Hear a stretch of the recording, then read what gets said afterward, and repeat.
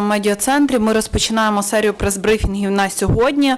І зараз знову будемо говорити про децентралізацію влади. Перший наш прес-брифінг, який організований за підтримки Фонду відродження у рамках медіа-центру «Реформ» і на підтримку урядової ініціативи «Децентралізація влади». Ми будемо говорити на наступну тему «Українським громадам краще життя», про досвід реформ в Польщі та законодавчі зміни, які необхідно здійснити в Україні. На цю тему ми будемо говорити з нашим експертом Анатолієм Ткачуком, директором Інституту громадянського суспільства, який є головою стратегічної дорадчої групи з децентралізації при Міністерстві регіонального розвитку, та Маркіяном Зhelяком, менеджером польсько-української робочої групи експертів з питань реформи самоврядування та децентралізації в Україні. Прошу, колеги.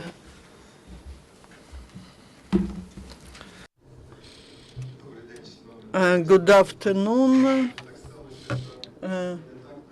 Not so long ago, we had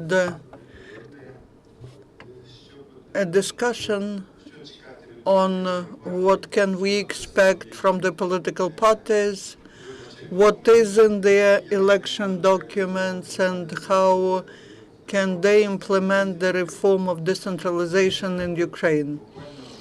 And basically, a few minutes ago, we have seen the text of the coalition agreement, the draft coalition agreement, and the draft coalition agreement has a special section, decentralization and regional development. If no one interferes with that, then everything we were talking about here, everything we were concerned with, has sense. And in the draft agreement, there are many good and correct things in the sphere of decentralization. But I will be talking not about the agreement, but about the logic of the process, about how this should be happening in Ukraine. So what do we have today? Today we have a document which is the concept of the reform on the local self-governance in Ukraine, and that document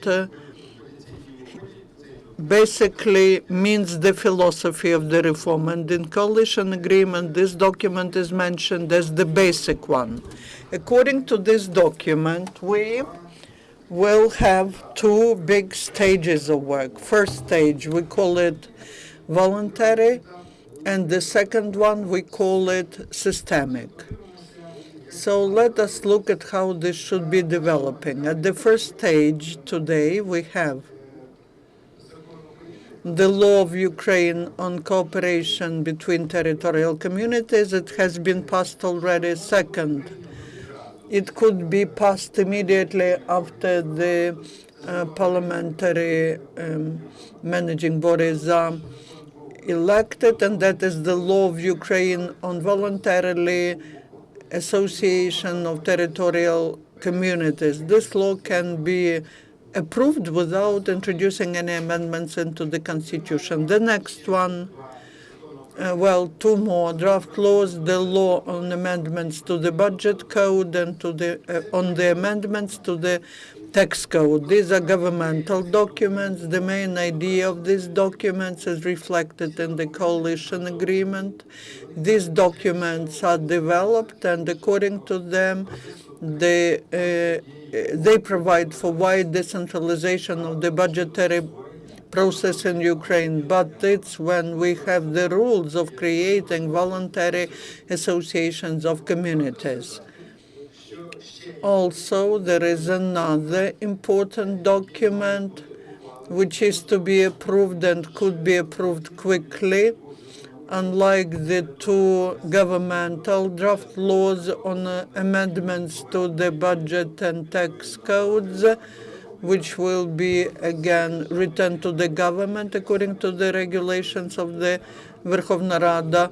So these two other laws could be considered by the Верховна Rada, and these are the documents of the Верховна Rada. So these draft laws that I have mentioned, they could be considered without introducing any amendments to the Constitution of Ukraine. And then the next important and a very significant document. For the second stage of implementing reforms is introducing amendments to the Constitution of Ukraine. Here, we cannot expect that the reform will be happening very quickly because the amendments to the Constitution can be passed during two sessions, autumn session and spring session, which means that only in a year we'll be able to approve all the laws. The law of Ukraine on local self-governance, on service at the bodies of local self-governance, on administrative territorial structure, and some regulatory acts, plus to that the laws which are on sectoral changes to the legislation on education, on public health, on land code, water code, and so on, and including the new law on the city of Kiev, because in Kiev we have renewed only elections. We have not renewed the local self-governance in Kiev. We don't have local self-governance in Kiev. Another block is the laws on participation of citizens in these processes. These are the law on elections, on the local referenda, on municipal police, and in the end we have the most global law on procedure of implementing the whole reform, because these are dozens of laws, dozens of bylaws, and all that has to be synchronized in space and in time. So these documents are basically ready. You have received the scheme which shows what is the stage of readiness of the documents, and in the result we have this plan of reforms, and this plan of reforms could be proposed as the document to the new government, to the Verkhovna Rada and the President of Ukraine. I believe that this integral concept, integral scheme characterizes a big process as to the possibility to implement that reform. At least we do not see such documents in other sectors which are to be reformed. Markiyan Zhelyak, Ukrainian Polish experience on decentralization. Good morning. Thank you for inviting. Thank you, Anatoliy Fedorovich, for such interesting presentation. It's a pleasure to work as part of the Ukrainian Polish working group as experts. And this group was set up in the beginning in the result of the visit of the Vice Prime Minister Groisman to the President of Poland, Komorowski. Poland is interested in Ukraine being strong, dynamic, democratic country which is developing and creating market reforms and foundation for the strong state on the basis of self-governance, and is introducing the standards of European Union. Our experts share their expert knowledge with Ukrainian experts. They cannot, of course, replace local professionals because these are Ukrainians who are developing the reform. A few words about background. Why Polish experience? Reform on self-governance was introduced back in 1991-94, and very often during our work we hear that maybe when we have the crisis in the country and the warfare in the east of the country, maybe that's bad time for reforms. We do not agree with that, because in 1989 Poland was the country where inflation was 460% per year. That was the country that in the end of the crisis had 6,000 unemployed, and in the end of 1989 had 3 million unemployed, and as part of the Balcerowicz reforms, many state-owned companies were closed, and at that time the committee headed by Jerzy Regulski, who was an ombudsman on reforms from the government, implemented the reforms. What were the preconditions? There were experts who had a ready package, a ready concept, and the draft laws, which were very quickly processed by the Senate and by the government. What was the dynamic? In June, there were elections of 1989. In March, laws were approved, and on the 27th of May, there were elections, new elections. And there are many ways to spoil the reform and few ways to implement it correctly. I would like to remind you how we understand the reform in Poland. That's not evolution, that's a big step forward with the changes when the situation cannot be changed back. It's like a capital workover when first you have a big chaos, and after that everything works better. In the result of the reform in Poland, in small towns, we have modern schools with modern computers, we have high quality roads, the roads and communal forests, we have the access of citizens to the high quality public health system. Every citizen feels that, because people live in villages, they do not live in the abstract space. They live where the local authorities are ruling, and then, only then, citizens can function normally. But for that, the adequate financing is needed, the legal framework is needed, the legal entity that can defend itself in the independent court, and also we need the mechanism of decision making. We discuss it in our working group, and I believe that if there is a political will in the parliament to vote for these laws, to vote for the amendments to the constitution, then the reform is possible, and it will start quickly. Any questions? I have a question to Markiyan. What is your optimistic scenario? How quickly can Ukraine implement Polish experience?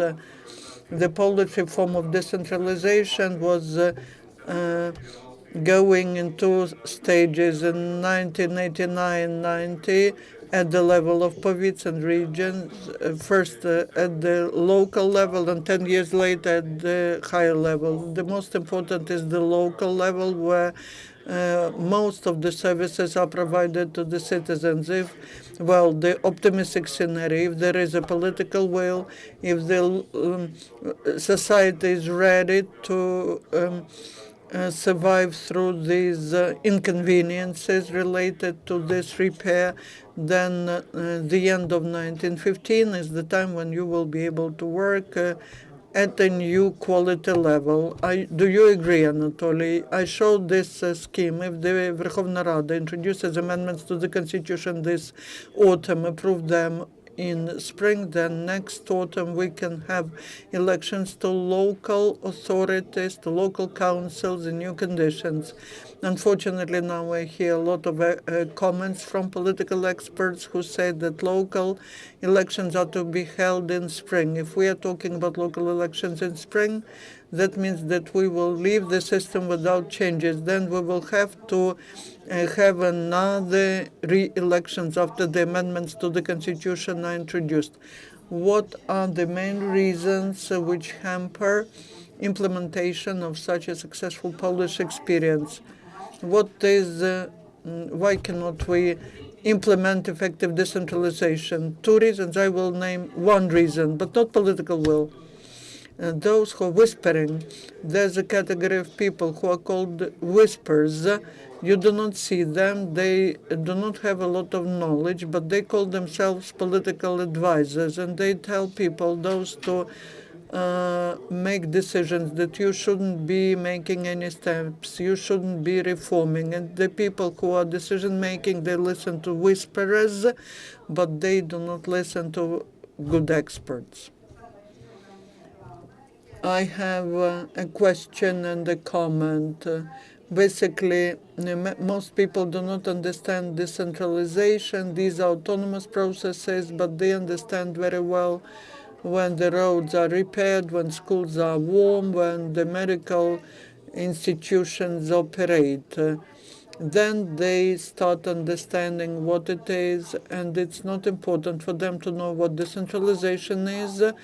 It works and it's good. My question is to Mr. Tkachuk and to Polish colleague.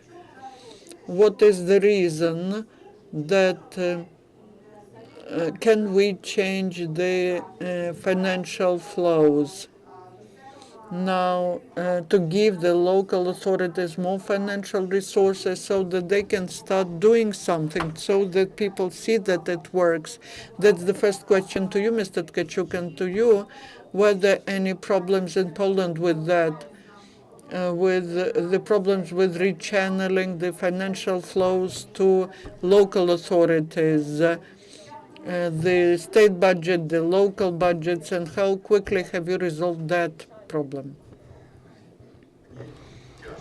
It's difficult for me to answer that question, give money, because everyone says give money, but the money is given for functions and for powers. If there is a small village council, 200 people, they don't even have enough waste for local communal enterprise to transport it. You cannot create a communal company there which will not be feeding from public money, or you cannot set up the school there because there are few children there, and it's not the money, it's not about the money, it's about how correctly to organize the space and how correctly to identify the territories where the authorities function, because decentralization is not like someone comes and does it for you. The territorial community can do it, but they can do it only when they have a critical potential, when they have enough people, when they have large enough territory, and then they will have resources. And that is what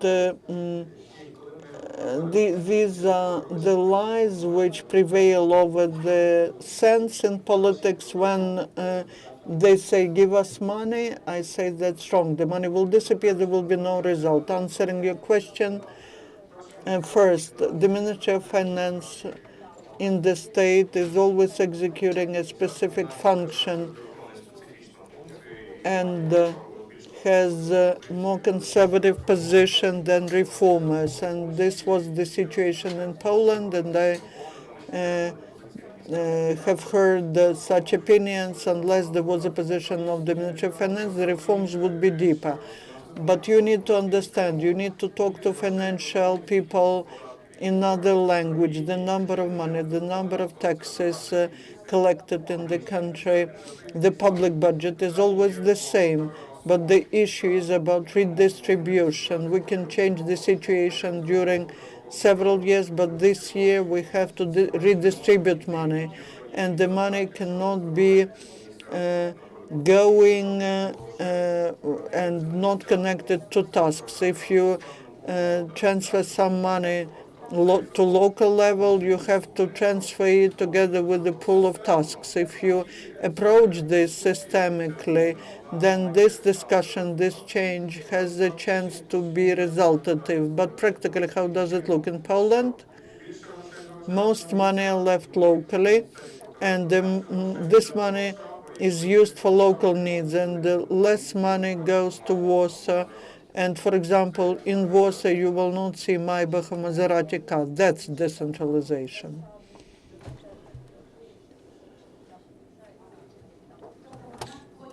Plotnikova, I would like to thank you for inviting me after that conference where I was criticizing our reforms. You are ready for difficult questions. Please tell the constitution which you suggest to amend. This constitution deprives us of the right of territorial community. The notion territorial community will be replaced by territorial unit, administrative unit. Does that correspond to all the requirements? Is it possible to implement the reform without creating the legal entity of territorial community and the inventory of all the assets and property that is, first of all, read the draft constitution. The draft constitution says it clearly. The right of local self-governance is owned by people, those people who live at the administrative territorial unit, and this is what is happening everywhere. Then the draft law, which you can read, says the community is a legal entity of public law. That's also fixed. And thirdly, it's about inventory of property. I can tell you, you have asked that question to Swiss colleagues or Swedish colleagues, and they could not understand it. It means to get involved into an endless process and not to do the main thing. So I believe that we need to do the main thing. We need to implement the reform, but not discuss these things and talk about some difficult questions. They're not difficult, it's just because there's no understanding of reforms. If I may add, thank you for the question. In Poland, the community is both the territory and the citizens. And that is the first article of the law on self-governance. I remember our discussion where the Ukrainian community should be the legal entity. It should be the legal entity, not like now. There is an executive council and then another branch of power.